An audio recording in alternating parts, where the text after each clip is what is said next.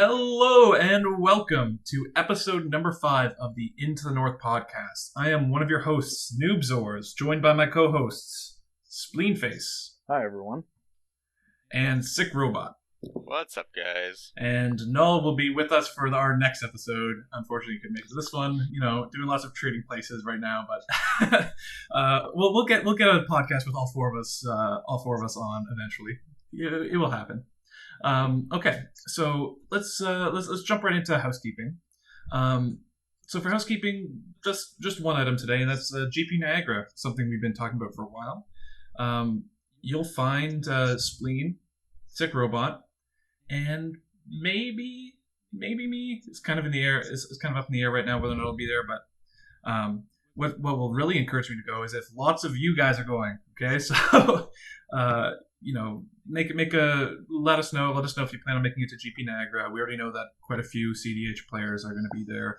Some names that you guys might be familiar with, but yeah, we're looking to have or those of us who are going, and then if I end up going, would be looking to have a sweet weekend of just jamming cEDH and hanging out with other community members. So yeah, definitely let us know if you're going, and we look forward to seeing you there if you are.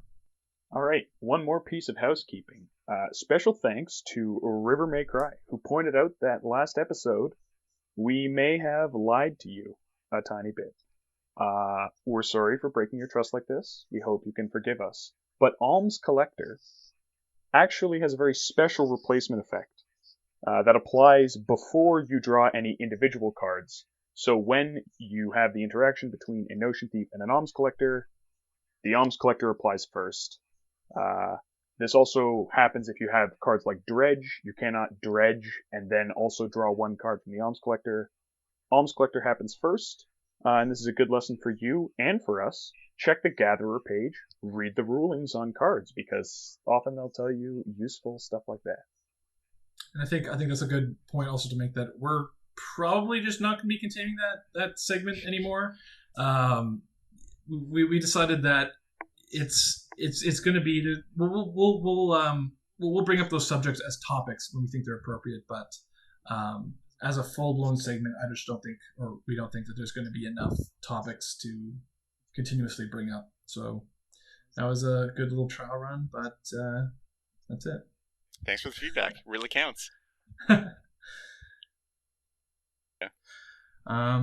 So on to new developments. Some interesting stuff going on right now, and perhaps I guess sort of breaking news at the time of this recording is the Commander Advisory Group charter. And Spleen, why don't you give us a brief little thing on that? Sure. So just today, Sheldon came out with an article about the Commander Advisory Group charter. It's over on Star City Games, so I recommend if you're interested that you go and read that. Obviously, we can link it in the description. A lot of it is sort of what you'd expect. Just it lays out what they're going to be doing. When they're doing it, looks like they're going to have 4 meetings a year with the RC and the Commander Advisory Group, which means that there'll be a lot more, formal interaction between sort of representatives of the community and the RC. A couple things I just wanted to note. The first is one of the elements in the charter is that individual Commander Advisory Group members are free to publicly discuss their own inputs and recommendations to the Rules Committee. Opinions and recommendations of the other members will be left to their discretion. I think that that's a really good choice, just giving everyone the freedom to say, what they're pushing for, what they believe, just allows the community to, first, they're less likely to be blindsided by changes, and it allows for more community input. So I'm glad that they're not sort of trying to keep everything secret. Well, also a lot of the members of the CAG are content creators themselves, right? So they really want to be able to. I've heard from some of the other content creators, like on their platforms, that they want to be able to. They wouldn't have accepted this role if they weren't able to share their thoughts and make content about it, which I think is a great move for transparency for the Rules Committee. Yes. They did specify that the Commander Advisory Group is not to share specific Rules Committee member votes, but that's not surprising, and I think that that's a reasonable concession to privacy. The other thing that was in this article that I think is just a really good sign in general is this following paragraph. One thing, this is Sheldon. One thing that I hope the CAG can truly contribute to is eliminating some of the polarizations that's happened within the format, the long-standing competitive versus casual argument. I confess that in the past I've fanned those flames, and that was a mistake. We can't make Commander to all things to all people, but we can certainly find a place in which we respect each other. This begins with the recognition that there's more than one way for people to enjoy themselves. I think that this is a really positive message, and I'm really glad that he seems to be coming around a little bit and sort of acknowledging that maybe in the past he's maligned the competitive community somewhat unjustly, and so I think this is also a good sign that the very real efforts that members of the competitive community have been putting in the last few years to really eliminate, make a positive to make a positive impact and to eliminate these stigma, negative stereotypes. Yeah, I think that it's a sign that it's working, and I think that that's awesome. Yeah, this is a big step forward. Yeah, I'm really happy about this development. This is I think this is one of the best things we could have hoped for out of this new the CAG. It's having actual RC members, kind of recognize their previous bias and be willing to at least, try to live amicably with competitive players instead of just pretending we don't exist. But yeah, I'm really looking forward to see how this shapes up. Okay, so moving on to our next new development, which is dredge chaining, which is a new piece of tech I discovered or not really tech, but it's a new technique I discovered for Gitrog, and is actually reshaping the way or at least reshaping one of the cards we include in how we win the game, which in the past has been something that we've sort of, Gitrog players have moved towards win conless versions, which is where you would go with like Ulamog loops and then winning through beats the following turn, stripping their hands, stripping their permanents, and then just winning through beats. But now with dredge chaining, the kind of imperative is to have a instant speed black outlet card, which is a bit strange for Gitrog players who are become accustomed to win conless, because you're running cards like Ebony Charm, Funeral Charm, Geth's Verdict, Necromancy, which have been kind of optimized up the list for a while. The idea behind dredge chaining is that in the cleanup step sculpt, when you gain priority and you can cast a spell, you'll go down a card, right? And you need to maintain 8 cards if you want to continue the sculpt. So if I was to cast Dark Ritual Oblivion Crown, I'd go down to 6 cards in hand, and then I can't actually continue the sculpt if it got countered. What dredge chaining does is it allows you to go up to 10, 11 cards in hand, depending how many spells you plan on casting. So it works like this. You got your 8 cards, or your 7 cards plus Dakmor, and you're going to want to find your Dark Ritual and your Oblivion Crown. Then you're going to discard Dakmor, dredge Dakmor. If you hit a land, you're going to keep doing this until you hit a land. Then you're going to dredge a Golgari Grave Troll. Then if that hits a land, you're going to dredge a Life from the Loam. So you're going to go up cards you're going to go up dredge cards by chaining these draw triggers until you have, 10 cards in hand, and then at that point when the stack clears and you get priority again, you're going to go for your Dark Ritual, and if that resolves, into your Oblivion Crown. And then if that resolves and there's no interaction, then you just get to do your standard loops, and we close out the game by going for your instant speed black outlet. And the main advantage that this provides is that you're no longer choked on green mana, which is something the deck has struggled with the cleanup steps in the past. So that was your point of vulnerability. But now you get 1 attempt for every black or green mana you have available. So yeah, that's a little bit of Gitrog news. Next, also sort of Gitrog news, Spleen. Spleen wants to talk about his cool modern deck. So this deck started as a bit of a meme after some lengthy discussions surrounding the slow play and loop rules, and whether or not the Gitrog cleanup step is at risk of violating them. And I just jokingly brewed a modern deck that tries to assemble a Gitrog cleanup step combo. And then I started playtesting the deck, and it's a lot of fun. So I think I'm actually going to build it and take it to at least like a side event at a GP with a reasonable level of competition. Dude, and you gotta take hopefully it to the main event, man. Main event. and hopefully call a judge and get some coherent answers out of a tournament organizer about what is and is not slow play. So Yeah, no longer are we going to be relegated coming to soon, trademark. annoying judge chat, and coming up because a lot of them they don't like answering get raw questions because they've been pestered a lot in the past. So you have to like phrase it in weird ways, like Four Horsemen, whatever. But yeah, well, we're done with that now. We're moving on up to bothering tournament organizers and whatnot. They've been dodging our rules questions for far too long. Yeah, okay, so moving on, just want to talk about a kind of interesting, it's not really competitive, it's like fringe meme tier competitive, but it's developments yeah. developments on the meme side of the format. That's a Goreclaw Stompy Storm. So I just want to give credit to Null here, even though he's not here. I just still want to mention this deck. So I kind of we were playing together, just this past week, and he brought out this mid-power Goreclaw deck, and it was surprisingly quick for mid-power, and it had some interesting tech. So he was on like Food Chain and some cards that like drew cards when creatures with Elemental Bond. Whenever a creature with power 3 or greater enters the battlefield under your control, draw a card. And there's lots of different effects like that. So, but he was missing some, and possibly for power level reasons and whatnot. And so I decided that let's just go all in and try to see how this how you can optimize this for make it kind of like SRAM tier where you're just running a bunch of garbage cards and drawing cards and cantrips and whatnot. But yeah, so you just jam all those effects like Beast Whisper, Guardian Project, and then you get to run Food Chain, Paradox Engine, Earthcraft, Metamorphosis. It's kind of a blast to Goldfish, but it's still really early and not really competitive at all because you're running a bunch of 2 generic, 1 green, like 4 ones. So yeah, there's that. And then Sick, do you want to talk about Food Chain Jeleva?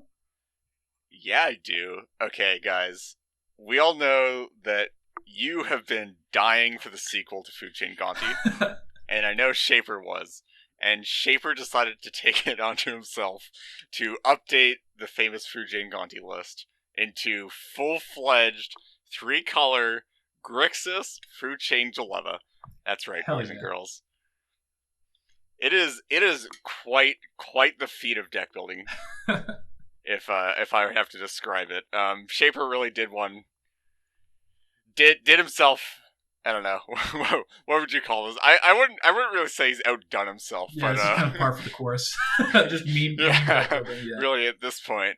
But really, just if you ever wanted to play Thief of Sanity in cEDH, this is your chance. Hell yeah. Lots of evolution on the meme fronts in cEDH recently. Oh, yeah. And then finally we have a secret Hulk Reddit from Pongo.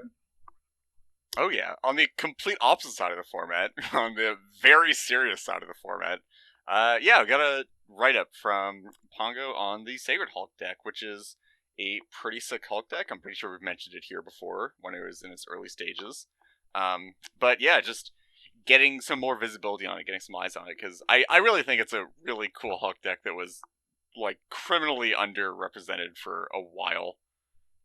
Before this, so it's good to get that out there. It's good to get a write down of what it is, what it does, why it's good, and also that write up was a pretty great summary of the history of Hulk and cEDH in general. So I would highly recommend checking it out if any of that sounds interesting to you, or if Hulk decks without actually having to play bad Hulk cards sounds interesting to you too.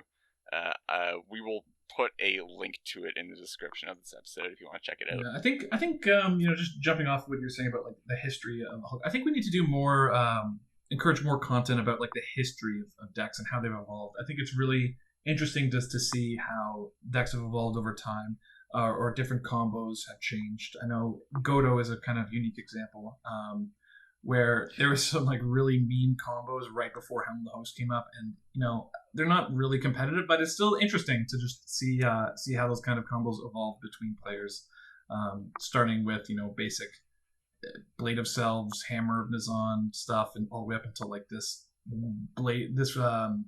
God, what was it? Death Render combo with Kiki Jiki, like crazy stuff. Yeah, super. There's lots of interesting innovations in decks. Terrible. Yeah. I think I do agree though. I think it would be pretty nice to have more insight into the history of cEDH, and like specific lines of decks in general. Just because, like, I think first of all, it's just interesting, and I think it would be really neat, and I would be really interested in reading a bunch of that. But also, I think it's pretty nice to just like give context for a lot of the decisions that have been made in deck building and like the paths that a lot of decks have gone down, and like it would be. I feel anyway that it would be valuable to newer players to be able to read up on the history of a deck and like why it turned out the way it did, and like what decisions were made before it, and like what, you know, like the whole what would you call it, the evolution of a deck, I guess. Yeah, I know some people, like when they're new to a deck, like I was certainly this way. You come in and you're like, why the hell are you running this card? You know, and sometimes there's not a super good reason, but you know, with the way decks are refined at this point, a lot of times, especially with like Gitrog, which has seen so many different iterations, there is a really good reason why. And you know, it's like this was swapped out for this, and there's pretty good reasons why we made this change, and blah blah blah, and having a kind of history that people can track these changes and have why all these justifications were made is pretty useful, I think. Okay, so let's get into our first topic, and that is counter magic.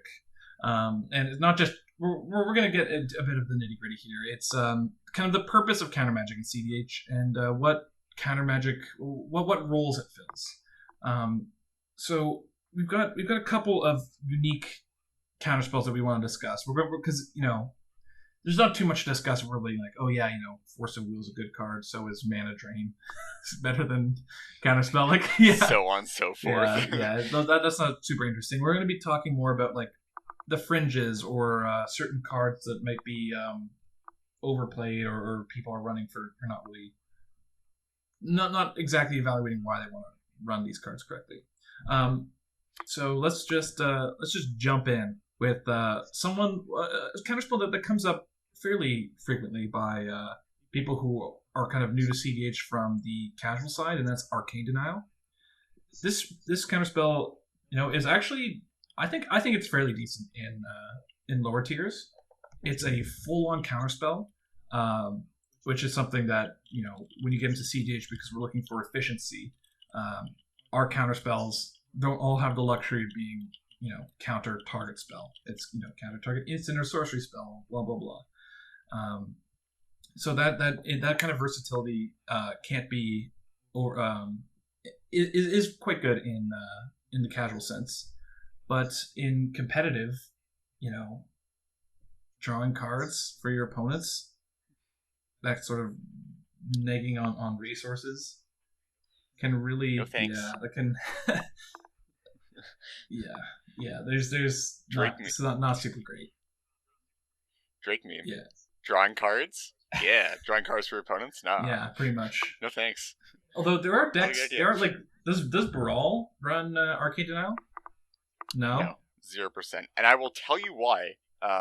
Because we sort of had a bit of discussion on this in pre-show, and I think it's good to know. Because a lot of people... So, a lot of the argument that people will bring up for running Arcane Denial in the first place is that Arcane Denial is not unplayable, it's the best, like the nth best card, or the nth best counter spell in the format, right? But like the whole thing is, though, is that a lot of the time decks that are running counter magic don't run all N counter spells in the format. They run the top 10, top 15. Usually not past top 15, really. I mean, like, what, you run like, I think like 13 usually, maybe, around there if you're in a blue deck with counter magic. And the whole thing is that, so at that point you're not running Arcane Denial because you have a full list of staples that you can run before it. And then after that point, once you start going down that list more and more, the only decks that tend to end up running the nth best counterspell, like the 20th best, whatever, are the decks that care way more about their opponents drawing cards than the decks that are only running like 13 counterspells or whatever. So it just makes Arcane Denial so much worse for like any deck that would run it if it was only just like the whatever best counterspell. I feel like there's not too much more to say about Arcane Denial. Like maybe there might be eventually a deck that's mono blue that isn't trying to. I don't know. That's just too deep. You're not Leovold, man. Leovold. They only get one card. Yeah. Well, Leovold. not exactly about Arcane Denial, but sort of in the same vein. Do we think that that's also true? Like, should decks that are looking to run 20 counterspells be cutting delay? Delay? No. I think there no. I think there definitely is an argument for that. Because I've specifically seen Baral decks and Rashmi decks cut delay because the idea behind delay in general cEDH is that by the time the counters all come off, the game's already over. But when you have delay in a deck like Baral or Rashmi, or the deck that wants whatever number of counterspells that's way more than the average deck, those counters actually start mattering, and it really turns delay into like more of an actual, delay than an actual counterspell. I think that's still fine. I think the times when it acts as a counterspell for another counterspell, first of all, like obviously the suspend doesn't matter, but if you're countering something, like the fact that delay counters creatures is massive for counterspells, right? Like in our format, we're kind of really focused on counterspells that counter instants and sorceries or enchantments and artifacts. But countering the ability to counter creatures is something that we don't have on a lot of our counterspells. And the delay is something that can counter, a Gitrog monster. Is pretty freaking great. And even if it's something where the game's going to go long, and but what if they get the Gitrog monster in 3 turns? The Gitrog player is not thinking, I can play this, long wait game and then I'll get my Gitrog monster for free. I'm thinking, or Gitrog players will be thinking, hell no, I'm gonna wait for my Gitrog monster to come back that long. Like, no way. You just want to be able to constantly. You're going to set yourself so far behind if you succumb to that. So I think it's just good enough. Even if it is that tempo loss, just the fact that the players, if it's countering commander, just might not want to actually suspend it. So I mean, countering commanders is a little bit different because yes, they can choose to just redirect them to the command zone. But like, what creatures apart from commanders like Gitrog and Zur are the two obvious ones? What creatures is it that you're really looking to counter that won't be equally impactful 3 turns from now? That is a great question, Spleen. I'm glad you brought it up because this is extremely relevant for Shovel Hulk. Academy Rector. And I will tell you what, there are about 3 counter spells that people usually play in decks that actually counter Academy Rector, and there's a reason why it's a good card in Shuffle Hulk, and it's because there are only 3 counter spells that actually counter it that people usually play. So that actually is a relevant case. But sort of being a bit more broad than that, I think, yes, it does have those cases where like it's still just as good as a regular counterspell, or better, just because it can hit creatures. But there are also the times that it is just actually a worse counterspell, and they come up a fair amount anyway, right? Like when you have delay, and your delay is your only counterspell, and there is an ad nauseum on the stack, that sort of sucks when you're controlling. No, I don't think so. You know that 3 turns down the line. Like, the ad nauseum is like 3 turns away, and everyone in play sees it. Unless everyone else is like, oh, I guess, or they've got like some great defenses up, or like some great creature they can block. So I guess here's the thing is that like people see it coming. So they'll have okay, countermagic. so they'll be donking the ad nauseum player. So you're right that you will not frequently lose to that ad nauseum coming down in 3 turns. But I think that what is a little bit less obvious is how often you're spending another card to deal with the ad nauseum. Yes. I think it's a lot more about card economy rather than just like winning. I don't think the burden always will fall on you. Like, there's other players in the pod who also lose to ad nauseum. But right? but it will because you're the control Not player. necessarily. And It you have delays the sees countermagic. play in lots of non-control decks. No. But the point is that because you're a control deck, the burden of interaction will always fall on you in that situation. But like, first, like primarily. So if you're delay is your only counterspell, like, what are you swapping it for? Like if you're like slot for slot, I'm going to swap. So if you get down to the scenario, first of all, you try to play your countermagic that straight up counters the ad nauseam, right? Because delay is much better just countering a counterspell.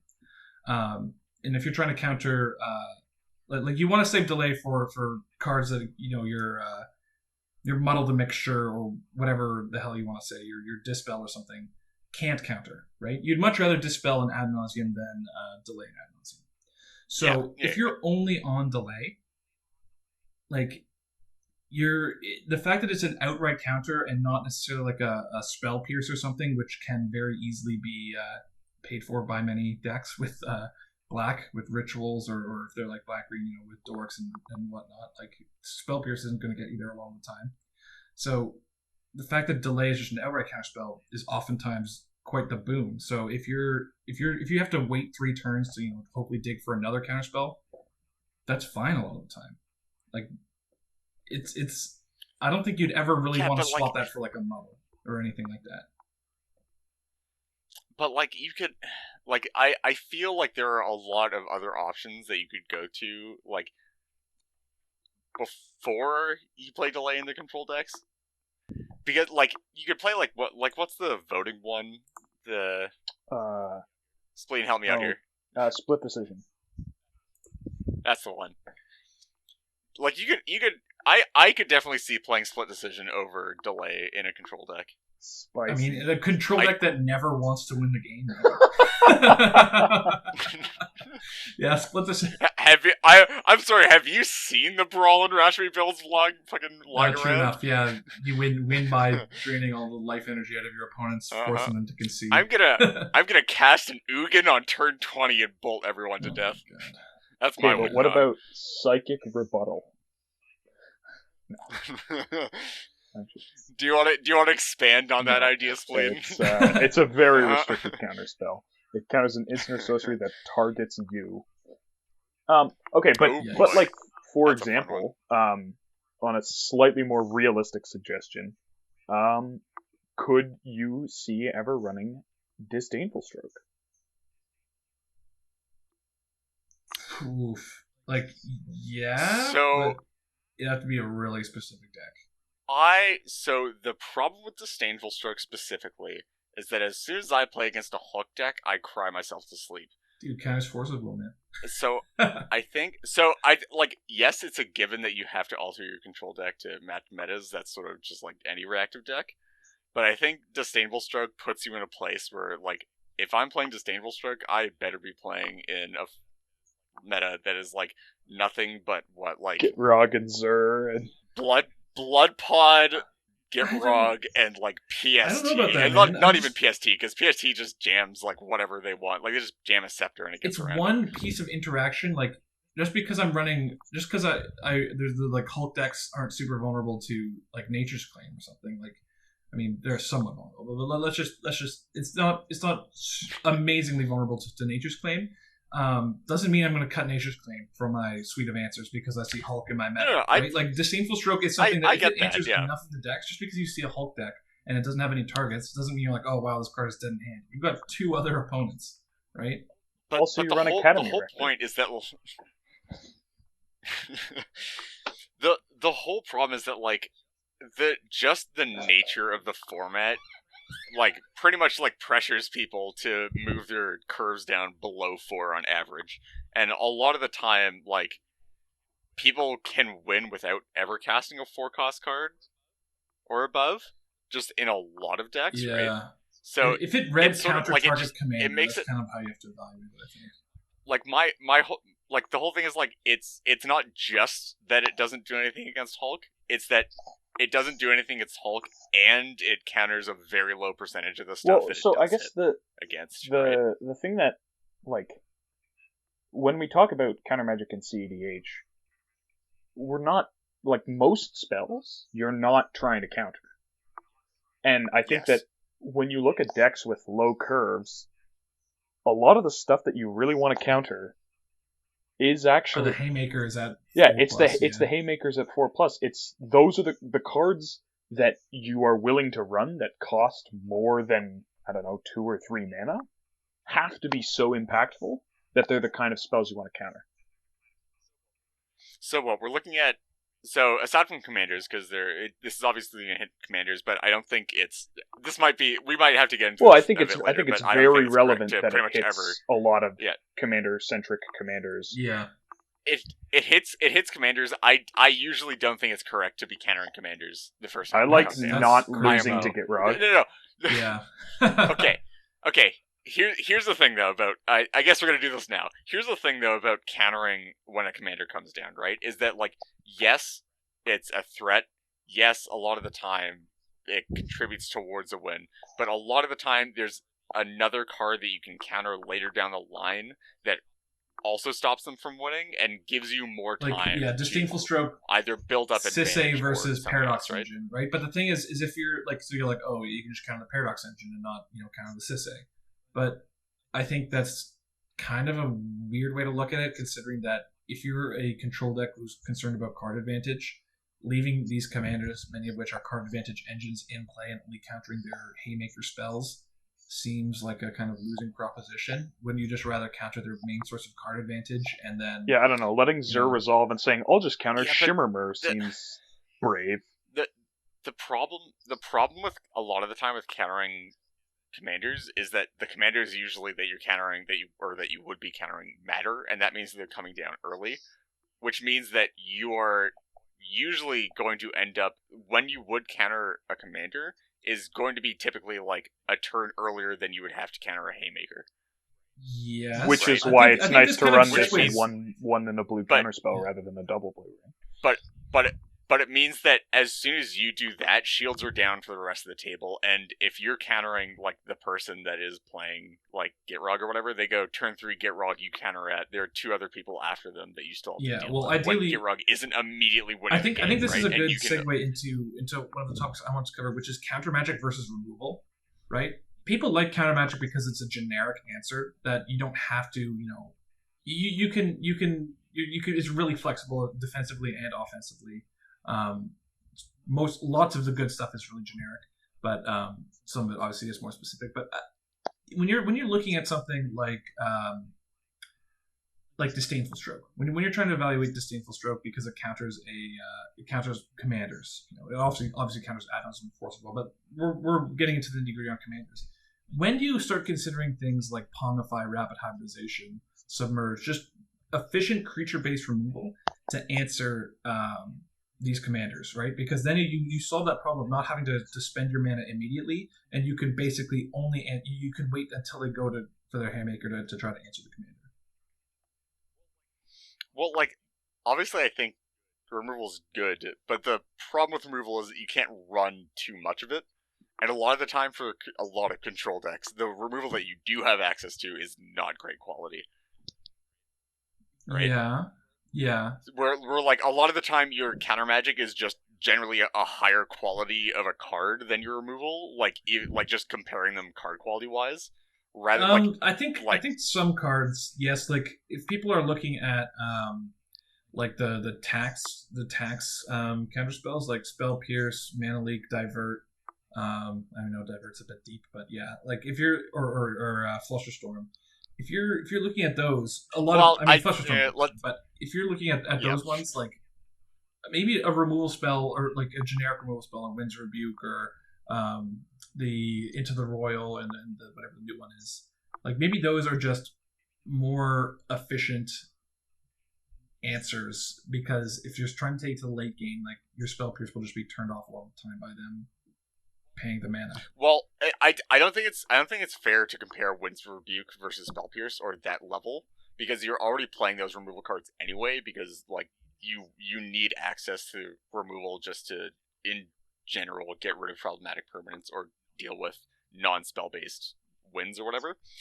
So I think it's more. I think it would be more accurate to compare Spell Pierce to something like the 2 mana thing, Manifest removal spell, Reality Shift, or Reality Shift, or just like all like compare it to like the second rate removal spells. Like, do you really want to run like Beast Within over a Spell I mean, Pierce? Beast right? Within is quite different than the kinds of removal that we talk about, right? Like Beast Within is like bottom tier of what we get to. If you're a control deck, there's so many. You got Rapid Hybridization, Pongify, Reality Shift, Submerge, so many other of the generic bounce spells. Like, well, here's I want to know what the tier after the ones that you just listed is, because you're running most of those anyway, if not all of them, in a control deck, right? Dismember. I'd run Dismember over Spell Pierce. In the right metas, in the right metas. Sorry, I want to qualify. No, but what control deck is in black? I mean, you brought up green, except for like Rashmi, right? Like, color Rashmi. There's more green blue control decks than. Yeah, and then at that point we have like you're as soon as you get into black, you have way more access to top level. Like Beast Within, is not great, but it's not. Okay, it's just not great. there's not too much justification there. Just not. Like I'd rather run more specific, the more specific green enchantment like artifact removal. Like I'd rather run, unless you're absolutely strapped for creature removal. Which if you're in green blue, you're not really. Which mono blue is the problem that I'm getting to, right? Blue has some of the most extremely strapped for it. No. Mono blue has some of the most playable creature-based removal in the format. Like, what? I don't know what you're... What, just bounce spells? Bounce spells and, like, Pongify Rapid Hybridization, like, that's eminently playable. Like, certainly mono blue decks have trouble dealing with creatures. I don't know how you're gonna argue otherwise. You have trouble removing power toughness from the board permanently. Like, there's no deluge, right? But if I'm in Gitrog, my good creature removal is Abrupt Decay, Assassin's Trophy, and then what? Like most decks aren't running Dismember. I mean, you have access to Vendetta. Vendetta is sucks. Not a bad one. I mean, there's lots of cards you... I played Vendetta for a very long time in Virals. That card is solidly good. It's fine. It's not good. But I don't know. I almost think I'd much rather run Pongify Rapid Hybridization. Like, much better cards. Well, obviously. The argument about three bad creature removal is just gone. Like, those are good cards. Wait, if you're getting to Vendetta real quick as the good removal in black, which is, supposed to be the removal color, because you got like Doomblade and all that crap. Like, no, Pongify Rapid Hybridization, some of the best creature removal in the format. Okay, what are you trying to remove with your creature removal? Like, if it's Gitrog, Zur, Sisse. Okay. Yasan. Hang on a second. Everything except Gitrog. Notion Thief. Everything except Gitrog dies to a huge number of spells. If you go down to 3, you can run Ulcerate. Yes, that doesn't hit the Zurs and the Kesses of the world. I mean, even something like obviously this isn't even a good card that you would consider running, but like, if you had to run 3 removal spells in your deck, and you pick one of these 2 packages, one is Pongify, Rapid Hybridization, and Reality Shift, and the other is Abrupt Decay, Assassin's Trophy, and literally pick any spell. Dismember, Grasp of Darkness, whatever you want. Which 3 are you picking? Okay, well, it's a bit of a loaded question considering that Assassin's Trophy and Abrupt Decay aren't creature removal spells. They remove creatures, but they also hit like everything. Right. So you can't like bounce spells too, right? Yeah, but you're comparing them to Pongify Rapid Hybridization. Yeah, but but my whole point is you can't compare Pongify Rapid Hybridization to the Spell Pierce slot, because Pongify and Rapid Hybridization are things that you're running anyway, and they're the top tier removal spells. You have to go one more level down to compare it to the spell. You said that blue has weak creature removal, that you're just so wrong because it's like the best creature removal in the format. It has like 3 removal spells. And it's the best. It's like, what other color use? Like, in white, you've got Swords to Plowshares. People don't go to Path to Exile. I'd much rather run Pongify Rapidization over Path to Exile. Like, it has the most playable single target creature removal in the format. Is that objectionable? Sure. No. I mean, I object to that only if you are saying that things like Abrupt Decay don't count because they don't only hit creatures. Yeah, I am counting that. count that separately because you'd have to compare it to things like Winds of Rebuke or whatnot for generic removal or Cyclonic Rift. Well, okay, but I think that those cards are also like I don't think I wouldn't call. I don't think Chain of creature Vapor removal because you have nothing better. Chain of Vapor and Winds of Rebuke targeting creatures is like the worst feeling in the world. Yeah, no, it does suck, but it's Abrupt Decay. The fact that Abrupt Decay can't hit things like it's not great creature removal considering like, oh, you cast a Gitrog, oh, nice Abrupt Decay, idiot. Oh, there's a Notion Thief who played, nice Abrupt Decay, idiot. Like Abrupt Decay is very narrowly creature removal. So to bring this to the overlying discussion that we were supposed to be having here, are having here, I don't know. I think the question that Noob had was, at what point do you start playing removal over counter magic, right? Yeah, I think it really has to do with what's the slot list. I think it has to do with it does certainly depend on the meta, right? But are you going to be running oh god, what's the counterspell? He's playing. It's not Disdainful Stroke. The one that just counters a creature spell. Essence Scatter. Essence Scatter. There we go. God. Yeah. Like, do you ever look at Essence Scatter? Like, not really. So no, because not. But that comes with a rider that's not because Essence Scatter is a bad card. It's because the haymakers in the format don't line up with Essence Scatter. Yeah. So. Right.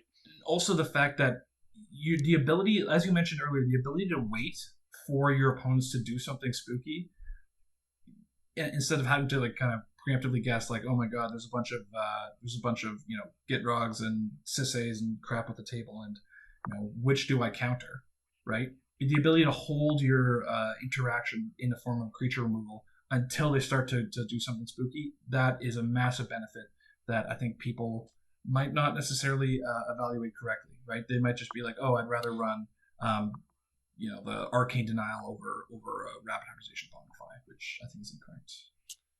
But like the thing with that is a lot of the time you can stop them from starting a combo with a counterspell just as well, right? Even with their commander already on the board.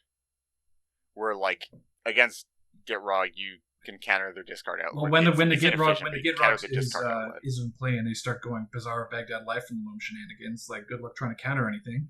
Then they go for their cleanup kill. Good luck trying to counter anything. Sure, but that's not necessarily because like Gitrog is a combo piece. It's just because Gitrog is a value engine, right? Like so is like Sisay will just sit and play, and slowly you're like, oh, I'm just gonna wait till they kind of play their Paradox engine, and I'm gonna counter that. And they're just going to sit there and they'll be like, okay, I'm just going to draw like a card a turn or multiple cards a turn. And you're going to be sad. You're going to be really sad. So, do you counter Momir Vague on 3? Do you counter Vanifar on 3? No, definitely don't counter Vanifar. See, like, I might counter Vanifar. No, don't do that. Sure. But like that's sort of what I was like. You're not countering, like you don't counter commanders because you're scared they're gonna win, because usually there's another. See, I think that people don't do that, and I think that's wrong. You counter. I think people let commanders resolve because they're not winning right now, and then they lose to them a lot. But you counter. But I think the reason why you counter a lot of, well, it's different with Vanifar doesn't have to cast shit to win necessarily. What you do, I guess. It's also vague. Like, I don't have to have it resolved. You gotta look at vulnerability. So. You gotta look at vulnerability, right? Like if someone's tapping into cast Momir Vague, and you're like, oh, I'll get them when they go to hack. Great, you're gonna get them when they go to hack with counter magic up. Like good shit. Sure. So you'd much rather counter the vague when they're tapped out and they're vulnerable, and then also set them behind so far because they're gonna have to cast a 7-mana spell. Okay, so now that we've had the commander discussion, removal versus counterspells. I mean, I feel like this point we've kind of beaten to death already. It's that have we rehashed it? Okay. It's just let's in that case. Brief summary is that the ability to time your removal is and wait for the opportune moment is what makes it so powerful. You lose some of the genericness of counterspells, like just regular counterspell, mana drain, force it. You lose the generic ability to counter non-creature spells, but you gain that versatility in timing. So you can kind of conserve resources there and conserve mana. But you really only want to start looking at removal over counterspells when you start getting to the more selective counterspells or cards that are like Arcane Denial, where it's generic, but you're losing a bunch of card advantage doing it. I think that kind of ties it up in a neat bow. Yeah, so basically, the amount of removal you should play is exactly the right amount. Not too much and not too little. Yeah. Sounds a bit accurate. Solid advice in the North podcast. So next. I said we should probably go down some of the, well, not go down, but go over some of the actual like counter magic purposing stuff, because I think that's also a cool discussion, and we should probably have that as well, rather than just comparing counter magic to other forms of interaction. Yeah, well, let's compare some counter magic to counter magic, and this kind of segues off the counter magic versus removal point I was making about the ability to answer generic threats versus being kind of more mana efficient and whatnot. And so that's Mana Leak versus Spell Pierce. And hot take from Noobzors right now. Spell Pierce is played in... People are running Spell Pierce in decks they shouldn't be. I think Spell Pierce is a really powerful counterspell. I mean, that might be a bit of hyperbole, but Spell Pierce is good. It's a counterspell. It's a counterspell that is good, especially in the early game, which, lots of cEDH games are decided in the early game, just because people won't have that mana available when they're trying to cast their spells.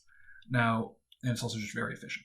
The thing where you really kind of wish your Spell Pierce was something else is if you're not a really efficient fast combo deck. If you're trying to take it to the late game, or you're trying to answer threats that aren't just other people's counterspells trying to hit your flash, then you might want to look at Mana Leak, right? If you want to be able to counter someone else's Gitrog Monster or Discard Outlet or Zur or something like that, if you're trying to hold up the 2 mana, Mana Leak is something that you should really be considering. It carries over later into the mid game because of the extra mana attacks that it has, and also the ability to counter creature spells. I think is overlooked. Spell Pierce obviously great in I mean, weren't you at one point running like Divert or something in one of your lists? You're like DMV or Flash Hulk. Yeah. So Spell Pierce is on the Spell Pierce is the next counterspell in line in Shuffle and D&V that has made it into the lists very rarely and very sparingly. But yeah, I would agree with that. I like Mana Leak over Spell Pierce and Zur. Sure, but I think it is a deck consideration, but I think it's also a meta consideration. So you have to Spell Pierce, yes, it's good. It's good in aggressive decks and decks that want to force other people's hands as fast as possible, because then take advantage of them not having the mana development for it. But it also tends to be good against aggressive decks where they might not necessarily have the mana to pay for it at the turns that they're going off on, right? Yeah. It is certainly meta dependent, right? But the fact that so many decks are except for the Thras Timna Menace, that's not really commander dependent until you're already winning. The ability to counter their commanders with Mana Leak just can't be overstated how much of a improvement that is over Spell Pierce for that 1 mana. That extra versatility for that 1 mana is often... Wait. Are you saying that you're gonna Mana Leak my Timna? No, I'm saying I'm not gonna Mana Leak your Timna. All Mana Leak your Timna, okay. just on principle. There you go.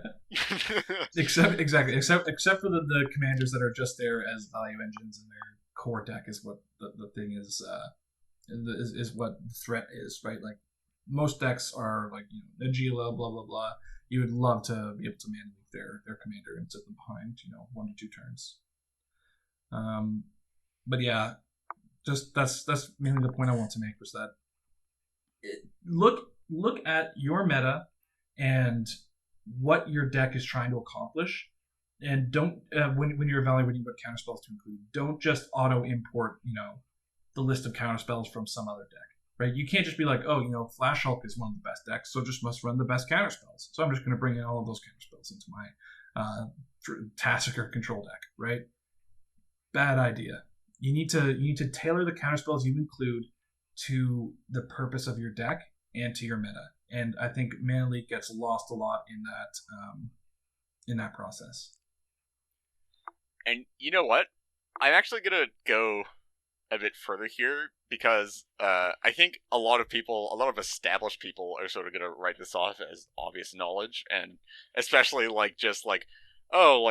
obviously, you wouldn't just copy counterspell packages over. But they do. I can say for a fact, this happens all the time. I think Mana Leak is not in lots of decks where it should be over Spell Pierce.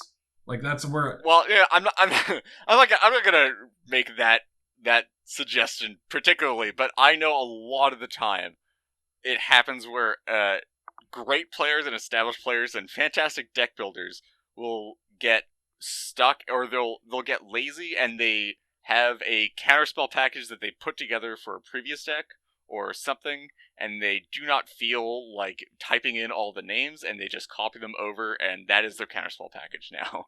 And I think it's really important it's fine to copy paste your counterspell packages over, but you always have to make sure that you're reconsidering, what is my deck doing?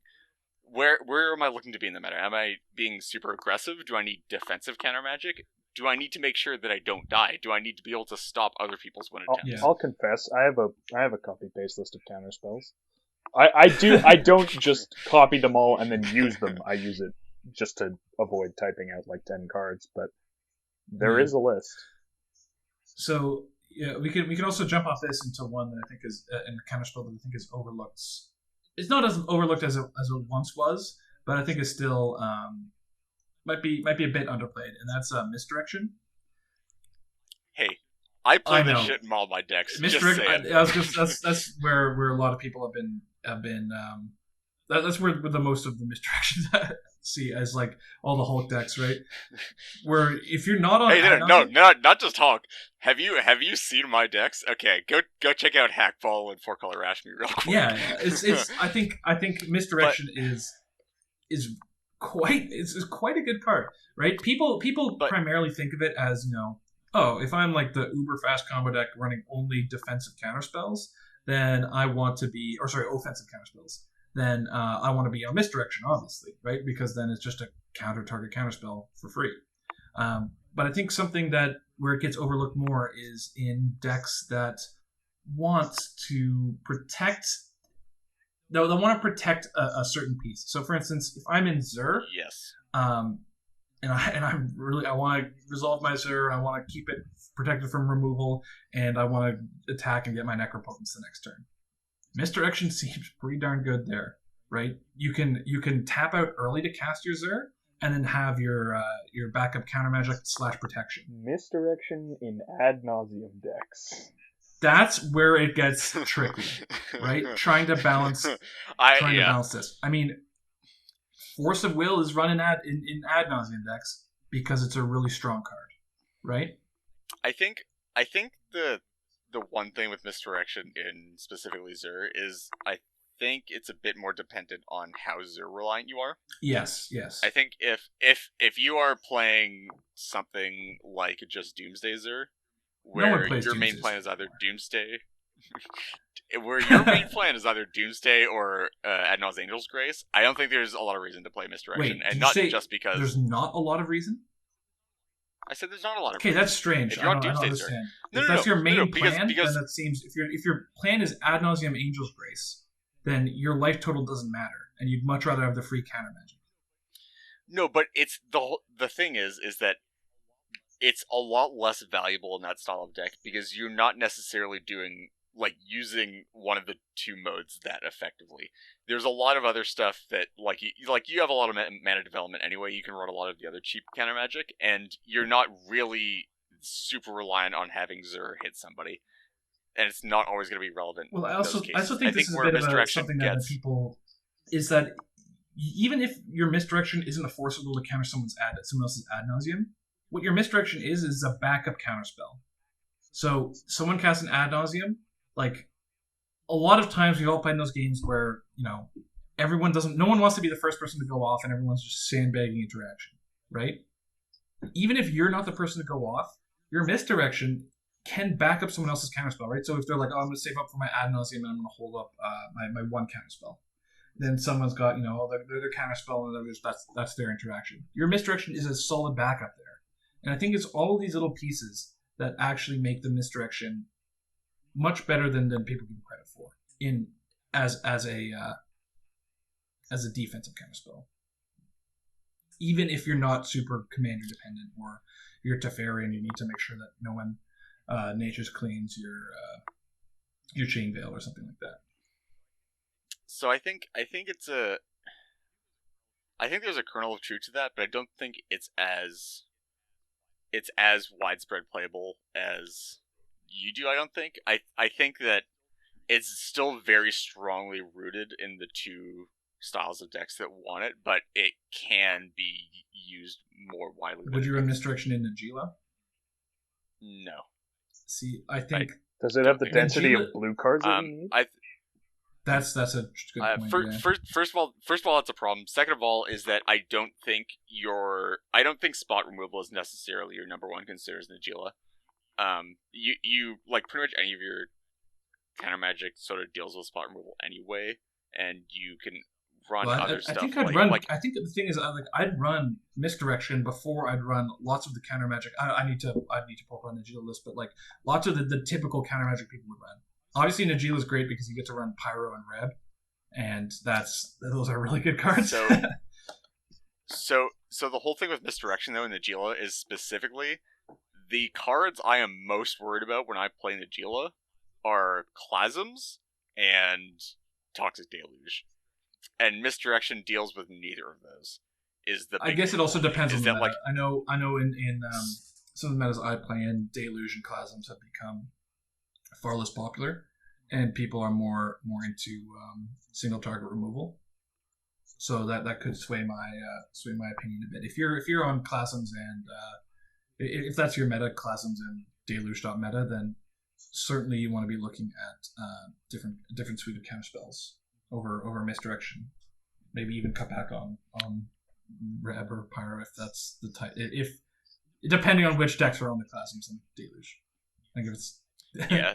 I think there's also the fact that like having Najila spot removaled after getting one or two swings in isn't necessarily that backbreaking either. Just like obviously, yes, it sucks to have to pay the 5 mana for Najila again, but the fact that like you now just have warriors ready to go anyway, and you don't necessarily need to attack with Najila to get them active. I think that's not where you're like evaluating Misdirection. I think you're evaluating Misdirection as in you're trying to go off, right? And it's when you're trying to cast your Nature's Will, right?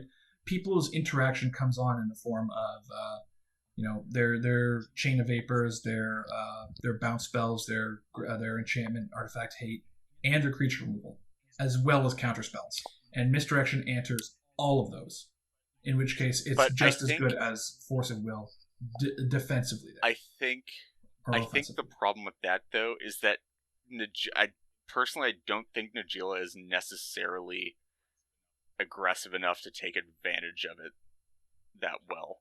Just because, so I think the two camps that like I'm gonna like lay down my like actual like the areas that I played Misdirection in, and why I played in all my decks, and it's not because I just put it in everything. It's just that the decks that I build happen to lie in one of these two categories fairly consistently. Is that you either have to be very aggressive and you need a free counterspell to take advantage of early windows, which is obviously Shuffle Hulk, where the reason I played Misdirection in that is because you have these windows of turn 2 where there's only one person holding up. There is one person holding up counter magic, and I would have needed, if this was a Swan Song, I don't have the extra blue mana, and I need to go now. And I need the extra free counterspell to have the chance to be able to take advantage of those early windows more consistently than just having Pact and Force of Will, right? So I think that's one of the areas where you play it. I think the other area is pretty much on the complete opposite side of the spectrum, where you're basically Voltroning one permanent, not actual Voltron, but things like putting a bunch of curiosities on a Vial Smasher, or establishing a very, very good value engine, or playing something like A stacks I piece don't know, that needs to that hates on the entire board. a Momir Vig, perhaps, for 5 mana that you really don't want getting removed, that you can't afford to have removed, ever, is where I would also put Misdirection in, just because you just need you need to be able to protect the thing that you're putting on the board when you're tapped out, the turn after you play it, right? I feel like that scenario comes up a lot for any deck that tries to win the game.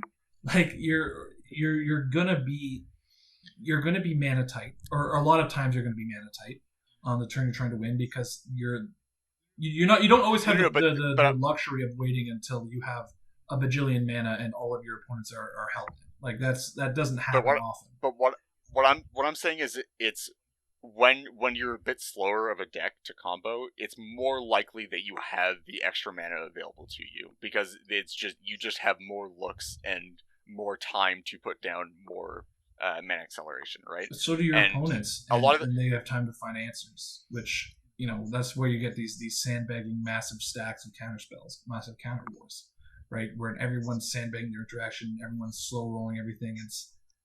And having a free counterspell on top of that, like you get to use your mana to pay for some fluster, to pay for a bit of fluster stuff if the storm count isn't too high, or to pay for a spell pierce. Like the mana does matter even when you're going off. It's not like you're just going to be absolutely swimming in it, right? You're trying to resolve your Isochron Scepter Dramatic Reversal, tapping out, trying to cast it, and then someone goes for their Nature's Claim, right? Now the counter war begins, so the whole thing with that, though, is that you have to balance that. You have to balance it. Okay, you have to balance the extra mana mattering, because there are a bunch of, like, you played Spell Pierce instead of this for whatever counter war stuff like that. You have to balance in the deck that you're playing the extra mana mattering versus not being able to stop other people's win attempts, right? Where, like, a lot of the time, pretty much any other counterspell is going to be able to be used offensively to stop people from winning, where Misdirection pretty much doesn't serve that role at all. So you need to be okay with spending one of your interaction slots on something that doesn't necessarily stop anybody else from winning in a lot of cases. Like, yes, there are edge cases where it will, but in a lot of cases, versus just paying 1 mana more for a counterspell, where, yes, there are cases where you're not going to have the mana to spend on it, but consistently it will serve both an offensive and defensive role. I just think that the amount of the 1 mana counterspells that you would never cut Swan Song for Misdirection. And that's never. And there you go. That's the list of good 1 mana counterspells that actually just straight up answer everything. And, like there's... Dispel stops a lot of win attempts. Yeah, Dispel also isn't perfect. As well as Flusterstorm. Flusterstorm stops a lot of combos. About, like, it stops a lot of things, but it also falls short all the time. I mean, sure. Like the Flusterstorm is great to absolutely end a counter war, but someone goes to just main phase their ad nauseam, and you're like, oh, I guess I'll just try to spell pierce that with my Flusterstorm. I mean, that's the case when they're main phasing an ad nauseum without before spending, like, mana on, or like casting cards to, like, get the mana for it or tutor it, right? Yeah, I mean, Flusterstorm loses a lot of power in the later game, where Misdirection doesn't necessarily. I mean, I still think it's substantial. I think it's better than Dispel. No, Fluster. I would probably agree with that on average too. Let me think. Yeah. I think just the whole thing with Flusterstorm as well being that it is effectively impossible to counter. It's an uncounterable counterspell in that case. Where it's very difficult to stop your thing from getting Flusterstormed. Yeah. I'll agree to that. Flusterstorm probably better than Dispel. Yeah, definitely see a lot of soul-crushing Flusterstorms. Like, of course it's Flusterstorm. It's the every, one it's, out. it's the either one it's thing I either lose to is exactly Flusterstorm blown out. Yeah. the two sets of counterspells that I hate are when I'm trying to resolve an Academy Rector and somebody just has the mana drain, or when I'm trying to resolve a flash and literally the only thing that will stop it is a Flusterstorm. Yeah. All right, so if uncounterable counterspells are good, what's it called? Counterflux. Yeah. Counterflux. Or Yep. overwhelming Get denial. 'em. The one with Surge that casts for blue. Get 'em. Yeah. Hell yeah. Isn't there what's the red green or That's the red blue one? Counterflux. No, there's the other one that is uncounterable and counters Yeah, that's everything on the stack Counterflux. when you overload it. Is Yeah. that Are you thinking of Counterflux? Counter Okay. Squall, which is Well, the I'm black just one that being hurts your opponent? That's No, just I'm negate. thinking- Yeah, that's I'm, negate for. I'm sure. Honestly, I ran that in Kess for a while. not Castwall's not terrible. not actually bad. We are currently considering it for the next best counterspell slot in 4-color Rashmi, just because it is effectively just another copy of Yeah, negate. yeah, I can see it. And sort of has some like semi synergy I ish with did Sig. kill someone sort with of. it once. Oh, the counter squall? Yep. Oh, God. They went for a. Do we even want They to just know how? they were almost dead, and they went for a desperation, like tried to win. I think they might have had no, they didn't have nauseam. I forget why they were almost dead. They had a good reason to be almost dead, and then they just tried to win. It was like counter squall. I guess you die. Got him. Okay. Well, we have absolutely been. This conversation has gone so bogged So down. long. Like Yeah. this. And it's great, and we still have another part of it to go, because the Countersquall discussion, going into specifically 4-color Rashmi or stuff like that, is a great segue to the last part of this discussion. I mean, Which is... it's not. I don't think it's that great to say, but whatever. No, it's just counter because counter squall is just it's color specific, right? We're talking about the last thing to talk about is counter magic that's unique to decks. So this is counter magic typically with really demanding costs that typically most decks won't be able to pay. Demanding conditions, I think, would be a better. Yes. I mean, some of them are conditions, some of them are costs. So Abjure is we're just jumping right into it. Abjure is something that sees play pretty much only in Edric. Hey, Yuriko. And Yuriko. So Abjure, the cost there is that you have to sacrifice a blue permanent you control. And obviously, but you get the great benefit of it being for a single blue counter target spell. Now, which is pretty good. That would be great. That would be great just to have, if you didn't have that cost. But even if you can afford to pay that cost, absolutely worth running, right? And afford to pay that cost consistently. Yes, is the key part of that there. And these are things that these are counter spells. I wouldn't say they're overlooked. I feel like the decks that can run them or that should be running them are all yeah, they already use them fairly good effect, and anything else that isn't running them has good reason to not be running. We've also got stubborn denial in here, and that's something that sees play in Tasker because you've consistently got access to and we've gotten one. Big ol' island boy. That's not a real deck. So cut that out of the podcast. Slept on. I have won games with it. It is a real deck. Okay. It's as real as Goreclaw. Let me just.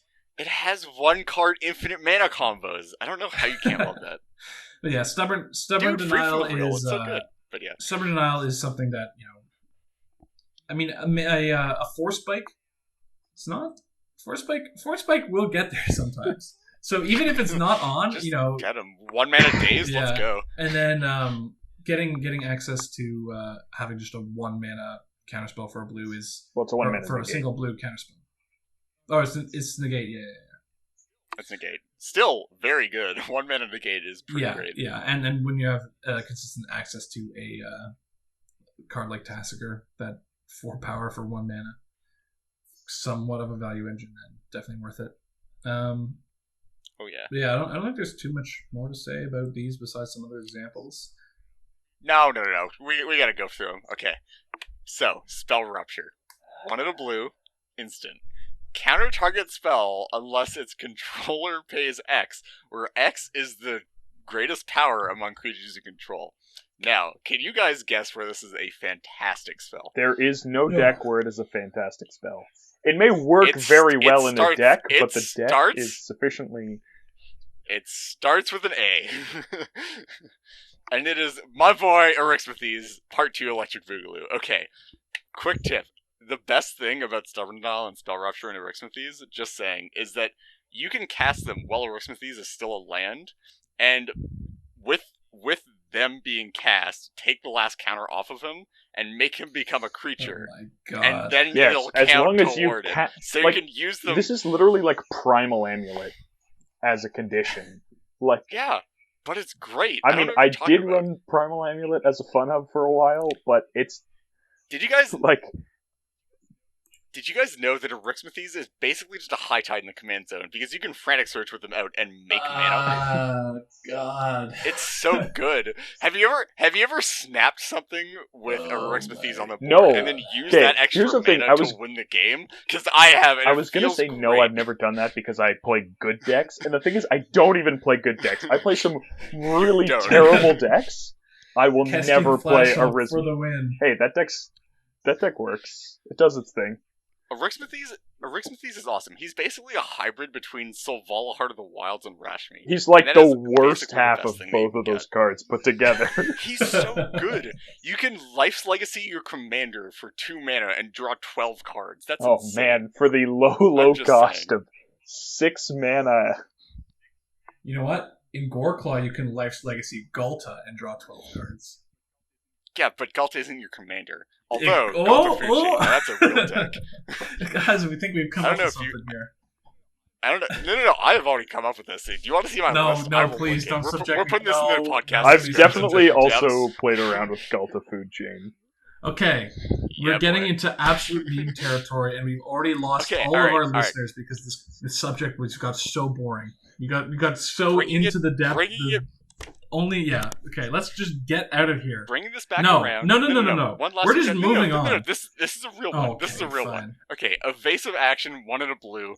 Counter target spell unless the controller owner pays X, where X is the number of basic land types you control. This is actually sort of interesting in Agila. To be fair. I don't think it's particularly great, but I think it is a thing that exists. That deck runs a lot of like rainbow lands and stuff like that. Yeah. It feels like it's like a lot of the time it's just mana leak. You pretty consistently get up to 4 types though. So like it's 1 better than mana leak, which is like pretty good. Sometimes it's 1 better than mana leak. And then someone plays a blood. I think fairly consistently, because Najeela will fairly consistently get 2 duels that don't share colors, just because that's how the deck wants to function anyway. So I think you can fairly consistently call it a mana leak +1. Alright. I guess. Fine. Not that it makes it particularly good, but you know what, whatever. Boom! Okay, guess what, guys? Guess what? It's time for Gut Check, the surprise topic, randomly interspersed throughout our episode. Okay, so in this topic or in this segment, I get to ask you guys a question. You get to give me a response, but no justification. And we're going to hear from what our listeners think as well in our Discord. So here we go. Should non-control decks that already run card advantage engines such as Dark Confidant be considering Compost as well? No. Yes. Yes. Still on the wooden side. Let's go. Yeah. Team Okay. Sick Robot. So then moving on into our next topic, and that is what constitutes a primer. So this is a bit of a subject that we've discussed in private in the past, and that's because there's some things going on in the competitive community and on the Reddit specifically where people kind of just, new deck comes out, bam, primer for Vanifar. Like that's and we have some we have some problems with the way people are using the terms primer right now, and so this is topic/rant. So let's just jump into it, as Philip DeFranco would say. Okay, so I think first we should probably define what a primer is, right? Yeah, Because that's I think a lot the of the description contention tends to comes be from. very relevant Yeah. to this. Yeah. Why don't we So look at the... a primer? Let's pull up I'm the way ahead of you. dictionary. A Oh primer my is an God. elementary textbook that serves as an introduction to a subject of study or is used for teaching children to read. Probably not so much the second one. So, an elementary I textbook mean- Learn your that serves ABCs with magic as an cards. introduction to a subject of study. So, first of all, I think a really good way to look at this is, first of all, how experienced do you have to be, and how much knowledge do you have to have about a deck to be able to write a textbook on it? Yeah. Right. Like, who writes textbooks? Experts. Teaching assistants. Exactly. If my experience has been anything to go by. But yeah, the idea is that you can't a fresh commander, brand new subject, right? Like, you can't just be like, okay, here's the definitive primer, or here's what, like, it's such uncharted territory that putting the primer tag on it is just misleading. And especially if you're not primers aren't also just, like one paragraph of explanation about your combo. That's not a primer, right? You need to go into more in-depth. There's tons of great examples of primers. Like, Leptus's primer is massive for Gitrog, so in-depth, and maybe a bit out of date now, but like, it's certainly still like the go-to resource for Gitrog players. Now, if his entire primer was just assemble Gitrog plus stack more plus discard outlet, I'd have some problems. Like, that's not what we think of when we think of a primer. Yeah, and certainly the point of this is not to discourage anyone from writing a primer. It's just to sort of let people know that, it's great that people want to produce content and help, but you should make sure that when you're producing content to help, that you are someone who's qualified to produce that content. So you have some experience with the deck and you've been tinkering. And also that you provide the help in a way that's useful for the people you're trying to help. Because when you write down just sort of, some combo lines, you understand the deck, you understand how you're getting to those combo lines. Like, how you get to the start point of your combo line. You understand the game plan. But if I'm looking at your deck, it's like, okay, I get that I have to assemble these 3 cards, but like, how do I get there? What do I do on turn 3? Like, am I just tapping out and trying to tutor and draw as many cards as possible? Am I holding up, what interaction do I have? How do I, play around certain things? Why do you run these cards over these cards? Some single card discussion. Yeah, I think it's important that you help people. And I also want to shout out the primer that is linked on the cEDH Reddit. It's a great explanation of what people are really looking for in a primer. So if you do want to write a primer and you're not sure what you should include, I'd recommend checking that out. And I believe it is Maynard who wrote that. It is Maynard.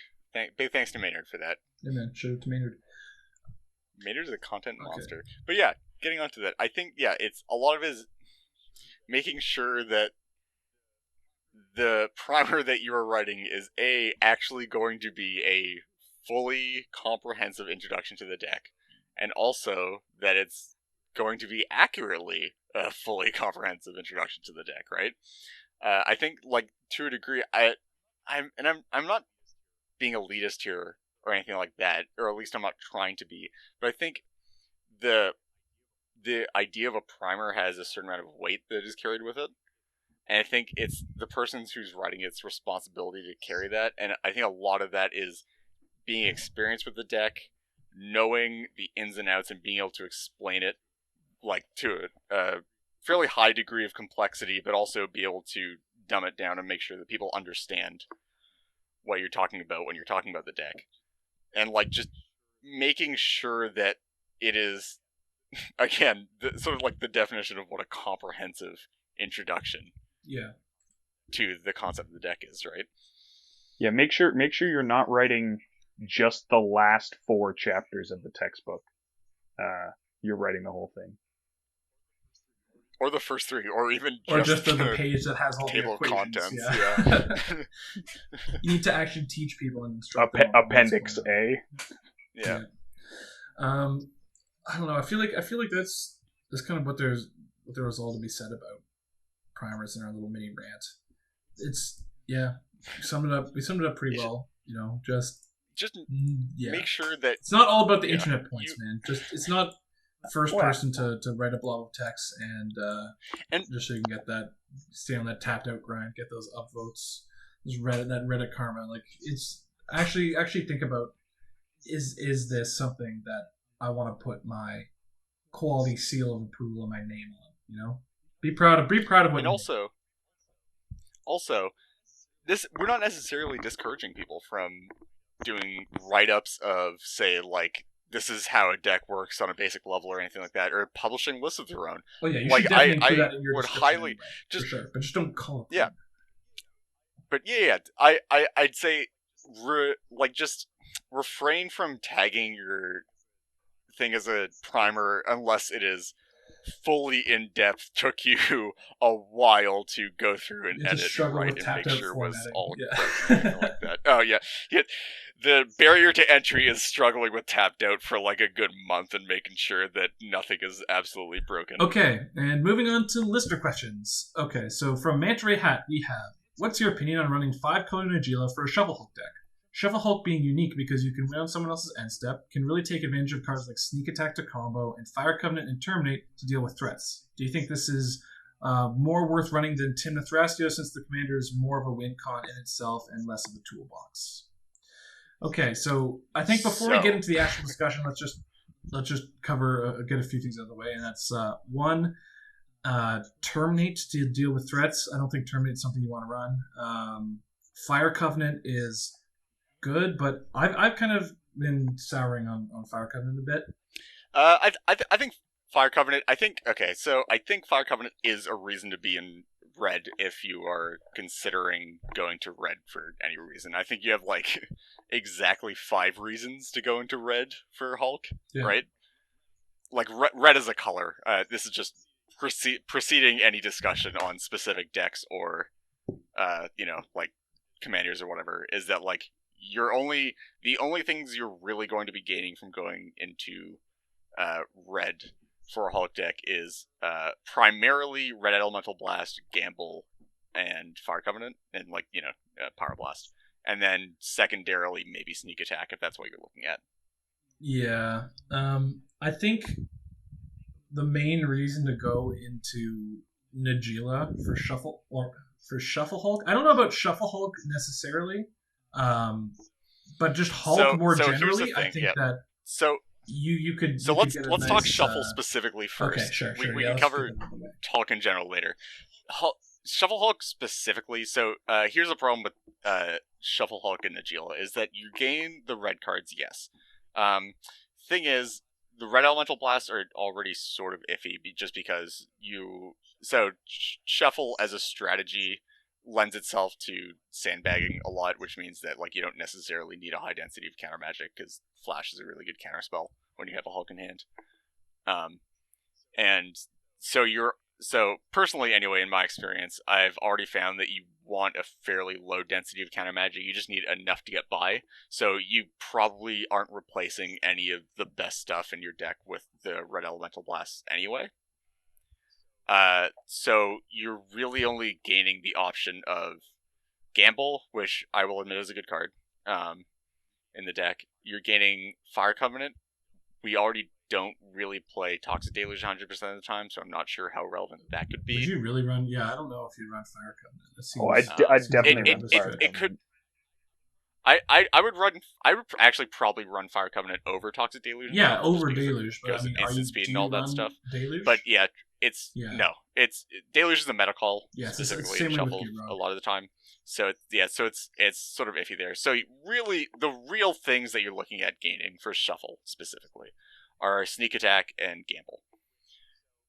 So when you're looking at that, porting the shell over and not making any other changes to that, Najeela doesn't offer anything over Tymna specifically, right? Just because when you're playing Shuffle, and really any Hulk deck, Tymna is such a valuable part of your strategy in so many ways. Where like you get to keep all these just. I'll admit I've won with absolutely terrible hands just because it had a dork and white and black mana in it.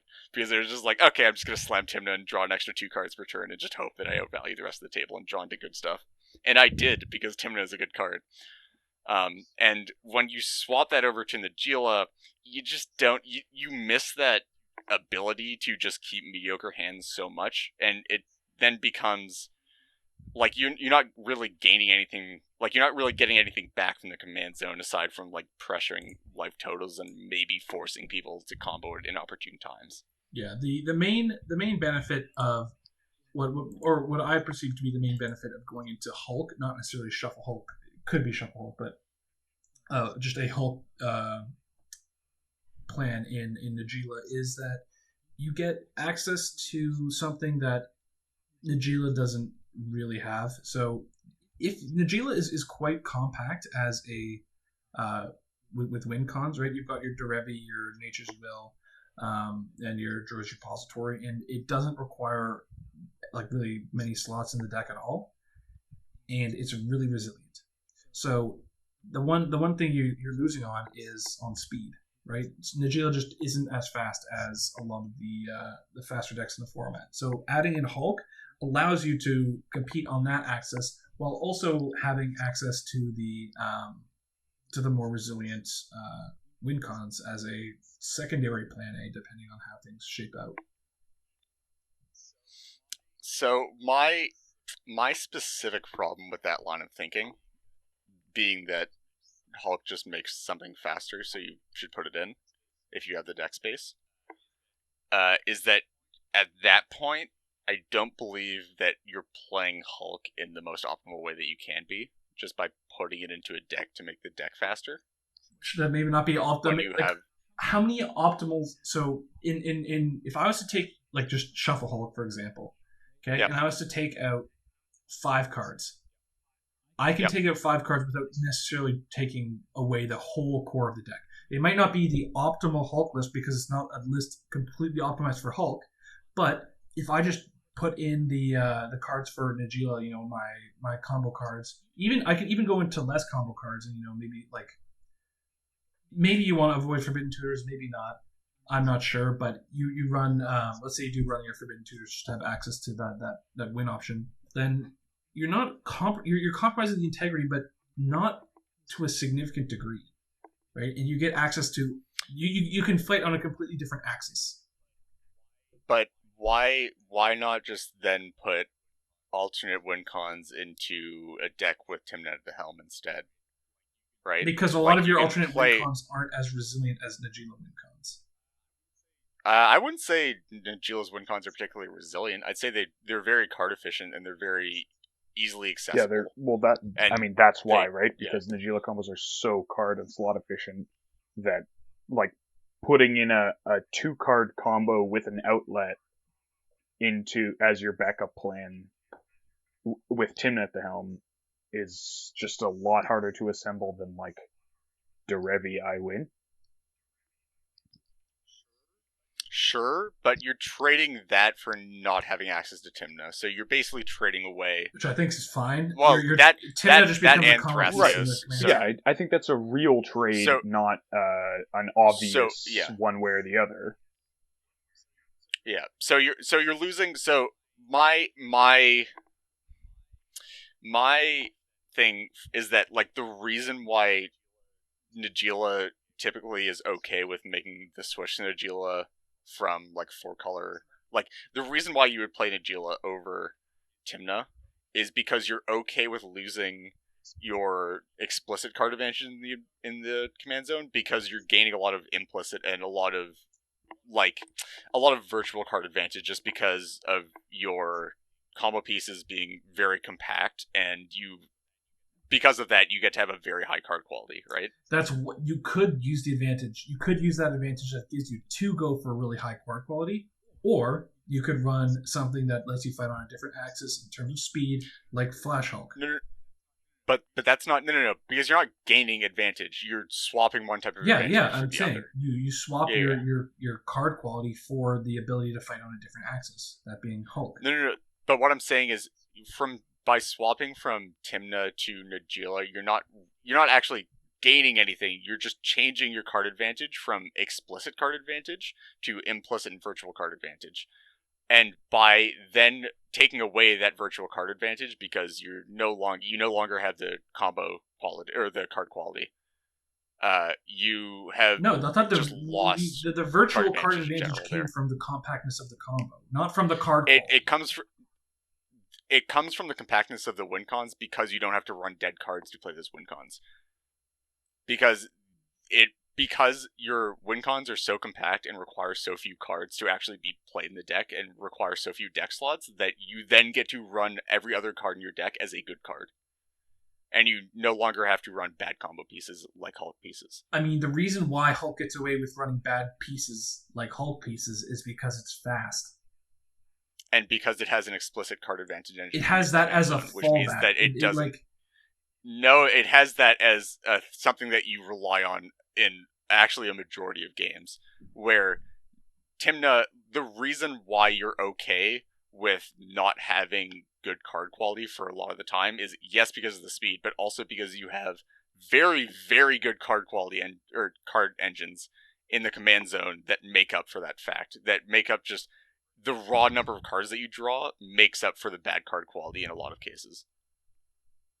Yeah, I don't know. I feel like it's just going to be an agree to disagree kind of thing. Well, okay, but I think that, like, if you just put a Hulk package in Najeela, you also aren't running a lot of other, let's say, not super great. Like, Shuffle Hulk's cards that enable it to win, that are what you would term low quality cards, are certainly a lot more than just than Breakfast and the Narcomoeba and the Shuffle. So Shuffle is 2 slots more efficient than Breakfast. Sorry, from my most recent so it count, depends on what you count. Like, are you when you're playing Najeela, are you running Academy Rector? Are you running Pattern of Rebirth? How much redundancy? I'm not saying that you have to. Running? I'm not saying that you have to. I'm just saying, no matter what Flash Hulk package you're running, it's going to come with some number of dead cards. Unless you're running Sacred, but I'm saying, which doesn't exist in. If you put, I mean, you like could theoretically, it's not a bad layer. No, because you have to cut Derevi. You lose Derevi. You can't. No. Yeah, that hurts. But, it hurts way too much. Like, what I'm saying is, you could cut a lot of the sort of support package that's there to enable the Hulk Death Trigger. That is stuff like Pattern, Rector, extra sack outlets. I'm not. So you don't run that. I'm saying I'm not saying Shuffle to Najeela. I'm saying Hulk in general to Najeela, because Shuffle is very slot intensive. But even for something like what people usually port over would be like some people do Revelark loops, or Kiki might actually be more slot efficient. I'm not sure. Probably. You're still burning 4 to 5 card slots on that, which is a lot of card slots, right? That is a lot of card slots. But I think that, like, saying you're burning 5 card slots and then another 3 to have this really efficient backup. Like, you have 8 win slots in your deck and 2 very threatening win lines that attack on different angles, versus you have how many slots dedicated to winning in Shuffle Hulk, and more card advantage. Like, I think that's a real trade that has to be considered, not just a, like, oh, you're losing the best part for something insignificant. Yeah. Like, it's not insignificant. I'm in agreement with Spleen here. This pretty much summarizes my views as well. So the other argument here would be, because we're not, obviously, for the viewers listening to spell it out, we're not going to agree on this point specifically. 6-hour episode. But the other just done. The other point that could be made here is that the Najeela Flash Hulk deck is a deck that is less than the sum of its parts, just in general, because you could make the argument that those 5 slots contribute to Najeela being better like as a standalone tempo deck, and the not having a card advantage engine is just worse. Yes, but you're not necessarily just trying to Hulk make as it a a standalone standalone. tempo. That feels like more of an assertion than an argument. Like, you might be right. I don't know. I haven't played either of the decks enough to come to a conclusion. But I think that it's easy to, like, just because the deck is worse on one angle than one deck and on another angle than another deck doesn't mean it's worse than both of those decks. Yeah. Sure.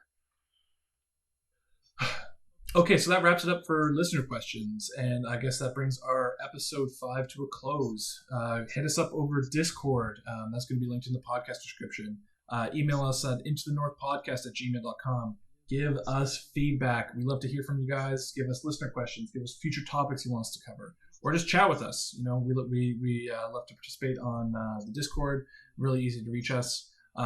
We're on the cEDH subreddit. We're on the cEDH Discord. We're on the PlayEDH Discord. I play webcam games, so does Spleen. Sick is playing on Trice over at the cEDH Discord.